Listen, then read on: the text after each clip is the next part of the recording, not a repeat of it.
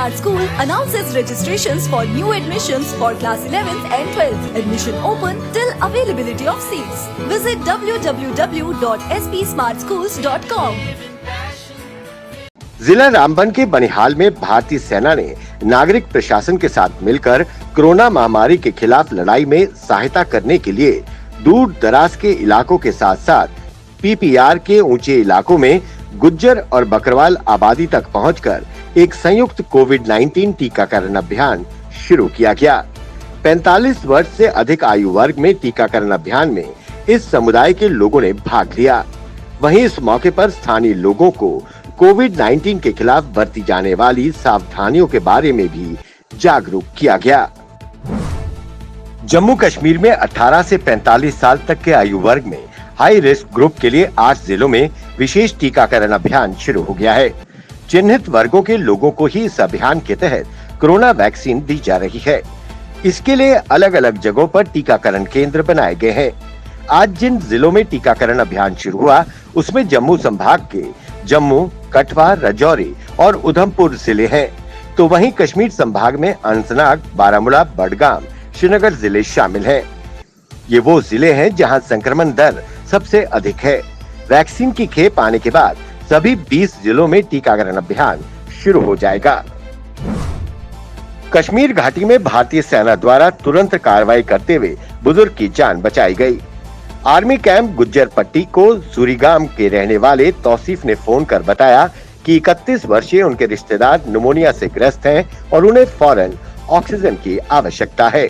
इस मरीज को पहले एसडीएच सोगम में भर्ती कराया गया था और सलाह के साथ रिहा कर दिया गया कि इन्हें ऑक्सीजन सपोर्ट पर रखा जाए। इस दौरान भारतीय सेना द्वारा तुरंत प्रतिक्रिया करते हुए एक नर्सिंग सहायक के साथ 2 ऑक्सीजन सिलेंडर उनके घर भेजे गए। वक्त पर मदद मिलने से मरीज का SpO2 92 हो गया। भारतीय सेना ने एक बार फिर ये साबित कर दिया कि वो आवाम की हर मुश्किल में उनके साथ है। जम्मू में 18 से 44 आयु वर्ग के हाई रिस्क और टारगेटेड ग्रुप में टीकाकरण का अभियान जम्मू के कई केंद्रों में किया गया। रात दिन पुलिस प्रशासन, स्वास्थ्य विभाग के साथ कंधे से कंधा मिलाकर पत्रकार भी अपनी जान हथेली पर रखकर आम जनता को पल पल की खबरें देते रहते हैं। इसी को देखते हुए प्रदेश सरकार ने जम्मू के इंफॉर्मेशन डिपार्टमेंट में एक वैक्सीनेशन केंद्र बनाया, जहां प्रिंट और इलेक्ट्रॉनिक मीडिया के पत्रकारों को टीका लगाया जा रहा है।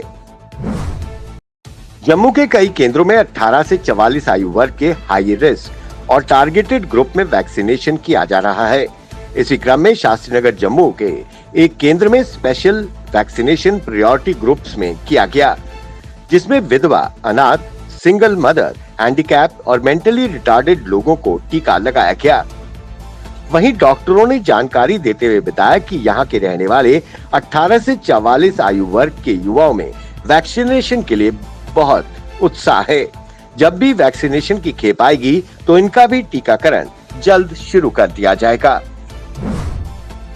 बड़े बड़े विकास के दावे जो किए जाते हैं तो ऐसा महसूस होता है कि जल्दी हमें स्वर्ग मिलने वाला है, परंतु जब हम जमीन पर हकीकत देखते हैं तो कलेजा कांप जाता है। गरीबी, मजबूरी इस हद तक कि बयान कर नहीं सकते, अल्फाज ढूंढने पड़ते हैं। ऐसा ही एक गरीब मजबूर परिवार नौशेरा के गांव दब्बड़ का रहने वाला है। गरीब और असहाय ये पूरा परिवार एक ही कमरे में रहता है, जिसकी छत भी टूटी फूटी है। घर पर एक कमाने वाला, छोटे छोटे बच्चे। कमाने वाले ने बिस्तर पकड़ लिया है, बीमार है, हाथों की उंगलियां भी एक हादसे में कट गईं। ये परिवार प्रशासन से मदद की गुहार लगा रहा है। क्या इस परिवार को प्रधानमंत्री आवास योजना के तहत घर नहीं दिया जा सकता? क्या इन्हें 2 महीने का फ्री राशन नहीं मिला? नहीं, कुछ नहीं मिला। उम्मीद है प्रशासन सुध लेकर इस परिवार की आर्थिक मदद करेगा। जम्मू कश्मीर के उपराज्यपाल मनोज सिन्हा ने जिला अस्पताल सांबा का दौरा किया। दौरे के दौरान उपराज्यपाल ने कोविड वार्डों का निरीक्षण किया और मरीजों को दी जा रही सभी सुविधाओं का मौके पर जायजा लिया। वहीं उन्होंने ऑक्सीजन, दवाइयां, वैक्सीनेशन के बारे में जानकारी लेकर मौके पर समीक्षा की। प्रधानमंत्री कार्यालय के राज्य मंत्री डॉक्टर जितेंद्र सिंह ने कहा है कि जिला विकास परिषद के चेयरमैन व नगर परिषदों के प्रधान कोरोना संक्रमण से निपटने में जिम्मेदार भूमिका निभाते हुए अपने इलाकों में जुटाई जा रही कोविड-19 सुविधाओं पर पूरी नजर रखें। डॉक्टर जितेंद्र सिंह ने ऐसा संसदीय क्षेत्र उधमपुर डोडा क्षेत्र के जनप्रतिनिधियों से वीडियो कॉन्फ्रेंसिंग में बैठक के दौरान कहा। उन्होंने कहा कि ग्रामीण क्षेत्रों के प्रतिनिधियों के कंधों पर इस समय एक अहम जिम्मेदारी है। ऐसे में वो निरंतर डिप्टी कमिश्नरों व स्वास्थ्य विभाग के अधिकारियों से समन्वय बनाकर कोरोना की रोकथाम संबंधी बुनियादी ढांचे को मजबूत बनाएं।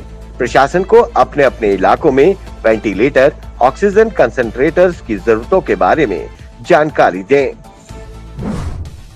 विश्व प्रसिद्ध डल झील को अतिक्रमण से मुक्त कराने और इसके संरक्षण को सुनिश्चित बनाने के लिए झील एवं जलमार्ग विकास प्राधिकरण लवाड़ा ने अब तीसरी आंख का सहारा लेना शुरू कर दिया है।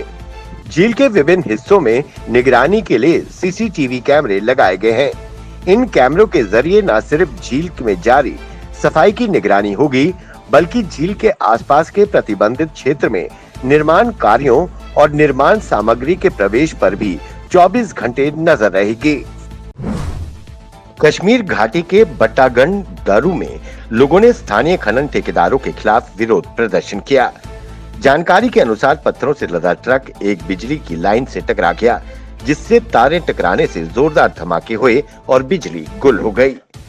लोगों ने उपराज्यपाल मनोज सिन्हा से अपील करते हुए कहा कि आसपास दर्जनों खदानें हैं, जिसके कारण दिन भर मालवाहक ट्रक गांव से गुजरते रहते हैं और कई दुर्घटनाएं हो चुकी हैं।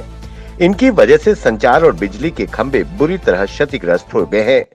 क्षेत्र में अवैध पत्थरों की खदानों को तत्काल बंद किया जाए, साथ ही वन क्षेत्र को भी ये भारी नुकसान पहुंचा रहे हैं।